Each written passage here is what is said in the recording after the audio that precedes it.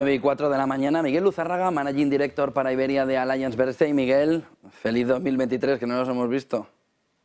Feliz 2023, un placer como siempre estar un jueves más aquí contigo, aunque sea en la distancia, pero bueno, por cuestiones de salud me he tenido que quedar hoy en casa. ¿Estás malillo? Un poquito. Bueno, así me pasé yo 2 meses y medio, ¿eh? Así que con que Lo estés sé, una semana está bien. Lo sé, por eso no he ido a verte. Para no devolvérmela, ¿no? Exacto. Bueno, 2023 ya. 2023 encima de la mesa y un trimestre más. Se fija gran parte del mercado en los indicadores macroeconómicos que ponéis encima de la mesa, que ponéis en el mercado. Lo que a mí ya me llaman, oye, ¿cuándo trae Miguel los famosos relojes? Y yo le digo, pues espérate que viene hoy con los famosos relojes. 2022 fue un año definido por inflación, por la respuesta política, además, en política monetaria que se le dio a ella. ¿Qué espera AllianceBernstein para este 2023, Miguel?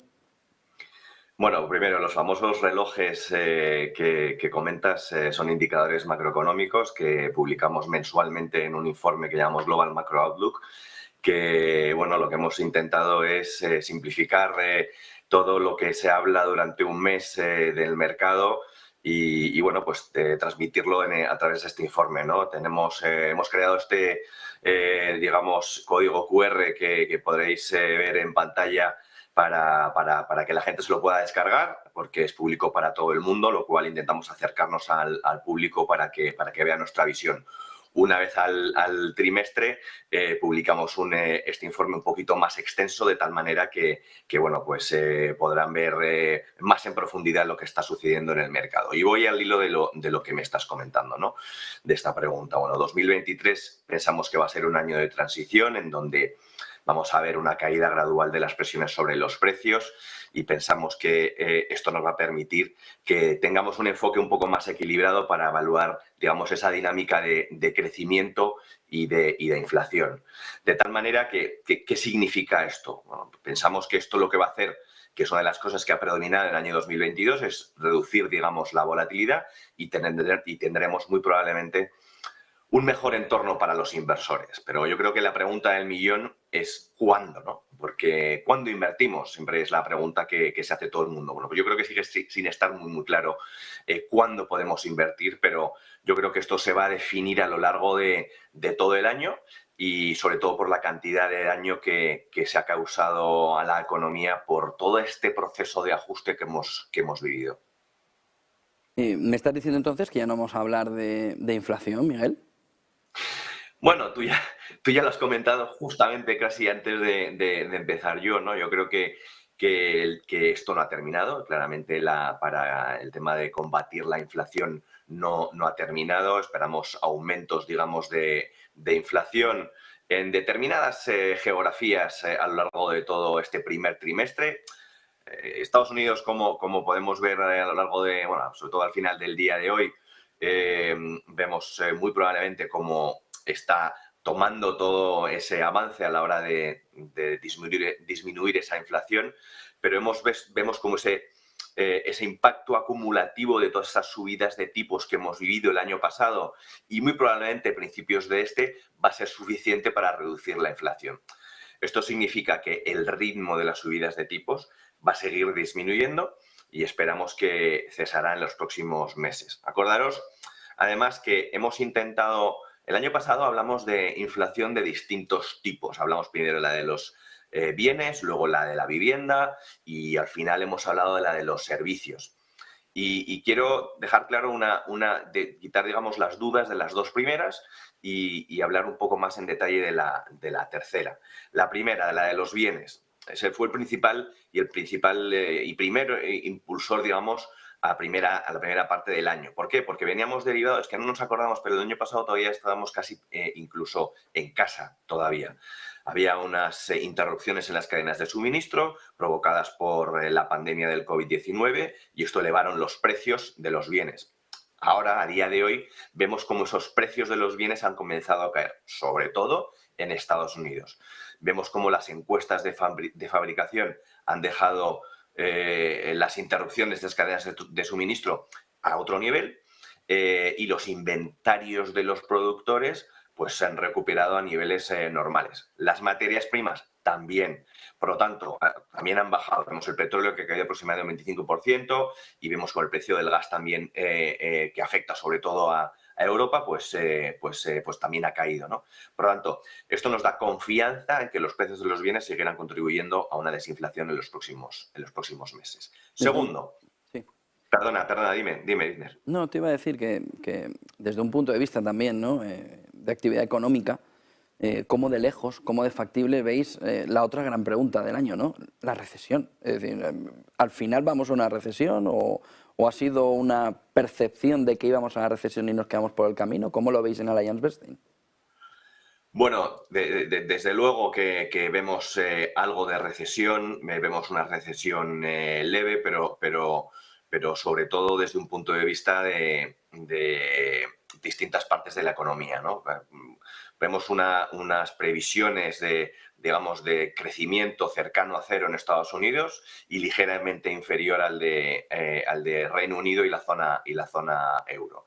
También esperamos que el desempleo aumente por encima de su nivel de equilibrio en cada economía y es probable que sea mayor el daño en Europa debido al impacto de la guerra sobre todo por las importaciones de gas natural, ¿no?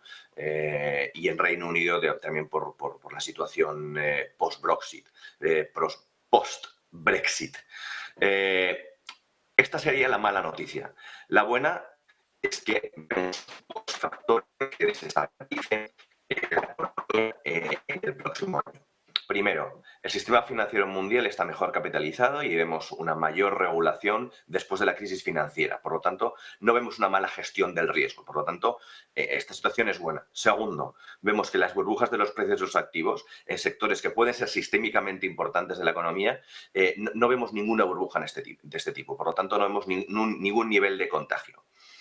Tercero, Japón le vemos bien, precisamente porque está en una fase de flexibilización total y vemos que tiene un estímulo monetario y fiscal que va a toda velocidad, por lo tanto no vemos una recesión severa en Japón. Cuarto, China, tampoco lo vemos mal a lo largo de todo el año, va a ir de menos a más y también esperamos un apoyo adicional de la política monetaria y fiscal a lo largo del año. Y quinto, los mercados emergentes. También vemos oportunidades, sobre todo desde un punto de vista de que han empezado antes con el endurecimiento de sus políticas monetarias y es muy probable que a medida que avance el año pues se puedan ver beneficiados. Por lo tanto, esa recesión es diferente a lo largo del año. Por lo tanto, una gestión activa es muy importante en todo este año, Bizner. Casi el riesgo principal que mira el inversor, si se puede producir o no, además de los beneficios empresariales, pero ¿consideráis también algún otro riesgo? Bueno, los riesgos que pueden existir a día de hoy es encontrar ese balance de subir las subidas de tipos más o menos, ese riesgo de pasada de frenada sobre todo, ¿no? Ese es el mayor riesgo que vemos ahora. Cómo puede afectar eso a la micro en las empresas, en las estimaciones de beneficios que podamos ver. La prueba de fuego va a ser estas temporadas de resultados que vamos a ver en breve con este último cuarto trimestre del año y cómo va a ir evolucionando todo esto, porque evidentemente las estimaciones de beneficios se van a ver afectadas por la macro.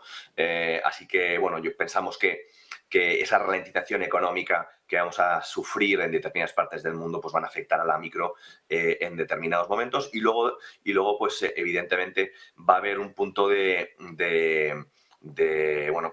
mercado laboral que se va a ver afectado y va a haber unos sectores que se van a afectar de una mayor medida, como estamos viendo el reajuste del sector tecnológico en mayor medida que ya lo estamos viendo en determinados partes del sector tecnológico, pero también el sector financiero, que también estamos viendo anuncios de despidos por partes y de reajustes de plantilla por parte de determinadas entidades. Por lo tanto, son los dos sectores que están un poco más en el foco, por donde vemos que puede haber un poquito más de volatilidad y de más riesgo, pero tampoco vemos, hay que ser muy selectivo, hay que ser activo a la hora de seleccionar compañías, por eso nosotros estamos a la vanguardia de esa situación y pensamos que una gestión activa a través de nuestras estrategias puede ser lo más acertado.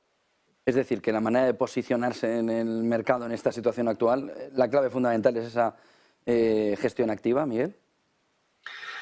Pues nosotros pensamos que sí, a día de hoy, en un mercado volátil, en donde sí que es cierto que la volatilidad muy probablemente se va a ir a la baja, bueno, pues no nos exime de que siga existiendo, ¿no? Entonces, eso lo que nos hace es que a los gestores que estamos todo el día activos buscando las mejores oportunidades, tanto en renta variable como en renta fija, bueno, pues nos den más oportunidades, ¿no? Por lo tanto, eso nos da cancha para poder encontrar la quinta esencia de lo que nosotros estamos haciendo todos los días, ¿no?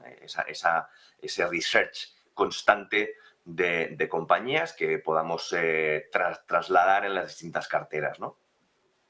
Muchísimas gracias, Miguel Luzárraga, Manager Director para Iberia de AllianceBernstein. Recupérate. Buen día y buen negocio, Miguel. Muchas gracias, Viner. Tú también, que tengas buen día y buen negocio. 9:15 de la mañana, ese vistazo, esos famosos relojes que siempre nos